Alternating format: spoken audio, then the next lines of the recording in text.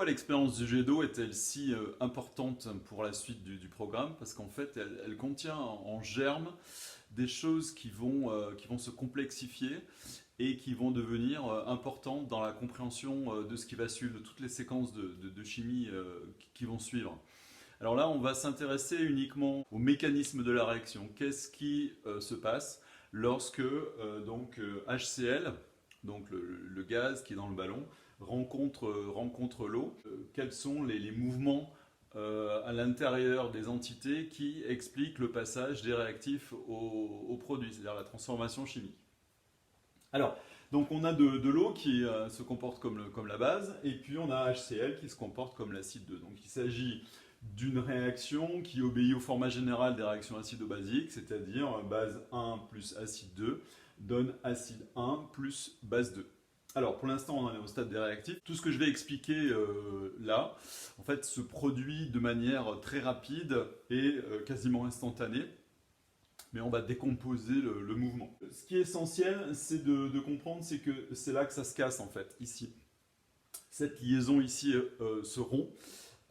Et il y a deux concepts qu'il faut maîtriser pour bien comprendre ce qui se passe. C'est le concept de double liant. Donc ici, j'ai deux électrons là, qui sont représentés par ce trait. Et ces deux électrons, en fait, c'est comme s'il y en avait un sur l'hydrogène et un sur le chlore. C'est-à-dire qu'en fait, ils sont partagés entre deux atomes. Et là, j'ai un doublet non liant, donc ce sont deux électrons qui, eux, sont localisés sur l'atome d'oxygène. Ils n'appartiennent qu'à l'atome d'oxygène. Donc ça, c'est une chose importante. Et on va voir que l'atome d'oxygène va mettre en jeu ces deux électrons-là, qui étaient que à lui, et il va en donner en fait un à l'hydrogène. Pourquoi? Parce que l'hydrogène, il va partir d'ici. Il va partir d'ici en laissant son électron sur place.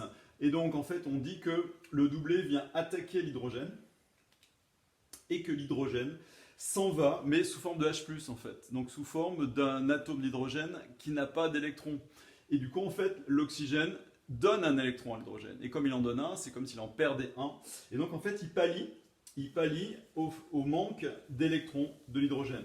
Et du coup, il utilise son doublet non liant pour faire un doublet liant ici, là. Et comme l'oxygène a donné un électron à l'hydrogène, en fait il en perd un, donc pour signifier qu'il en a perdu un, on met ici une charge plus pour montrer qu'il en perd d'électrons. Donc ici, la base 1 devient l'acide 1. L'acide 1 qui est H3O+, l'ion oxonium. De l'autre côté,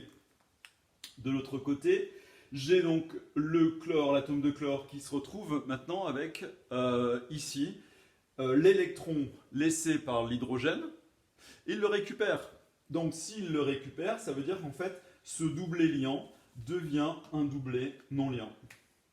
Et ce doublet non liant, ici, lui procure un électron supplémentaire par rapport à sa situation dans la molécule de HCl, puisque dans la molécule de HCl, il devait partager avec l'hydrogène, et là cette fois-ci il les garde pour lui tout seul. Donc en fait c'est comme s'il avait gagné l'électron laissé par l'atome d'hydrogène. Donc en fait lui devient Cl-, et du coup en devenant Cl-, il devient base 2, c'est-à-dire que c'est un H+, qui part de l'un pour aller vers l'autre. Voilà, ça c'est un peu l'analyse au niveau microscopique de ce qu'il se passe lors de la rencontre entre HCl et Cl-. On est bien au niveau macroscopique ici. C'est l'eau qui rentre dans le ballon, c'est la solution. Et ici, c'est le gaz qui est au-dessus de la solution. Ce gaz contient de l'air, on ne peut pas complètement le supprimer, il y a toujours de l'air, et puis des molécules de HCl. Alors, lors de cette rencontre ici, il y a donc production de ces deux espèces. Juste pour bien insister, mais peut-être trop, mais ici, le l'ion Cl- n'est autre qu'un HCl qui a perdu un H+, et l'ion oxonium, H3O+, n'est autre qu'une molécule d'eau qui a gagné un H+. Donc ici, le mixeur, lui, il fait passer un H+, d'un côté à l'autre. Hein. C'est bien une réaction acido-basique. Alors maintenant, en termes de concentration, si vous avez l'habitude de noter les concentrations grand C, alors attention, méfiez-vous, puisque nous ne noterons jamais Cl-, la concentration en Cl-, avec un C de Cl-.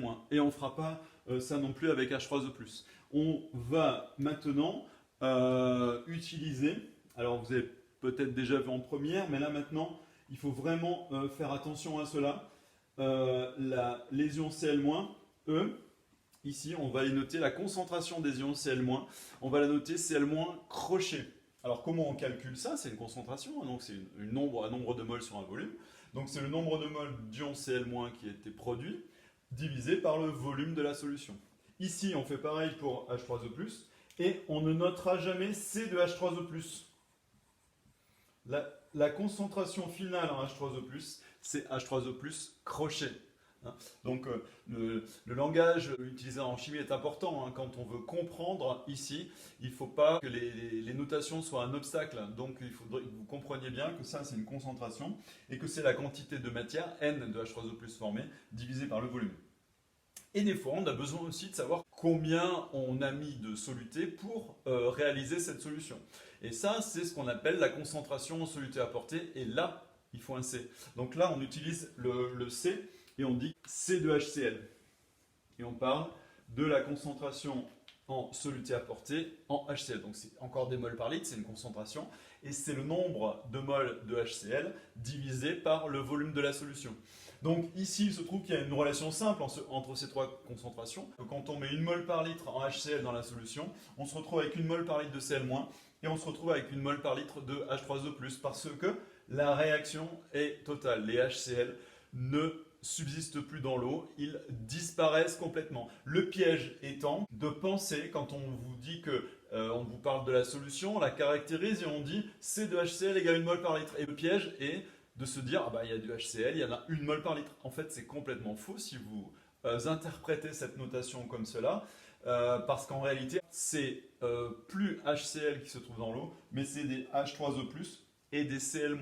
Donc là, il y a une difficulté. C de HCl ne veut pas dire qu'il y a du HCl dans la solution, mais ça veut dire qu'on en a mis en contact avec l'eau, on l'a dissous dans l'eau, et il faut que vous connaissiez par cœur l'équation qu'on a vue tout à l'heure, qui est HCl plus H2O donne H3O plus Cl-.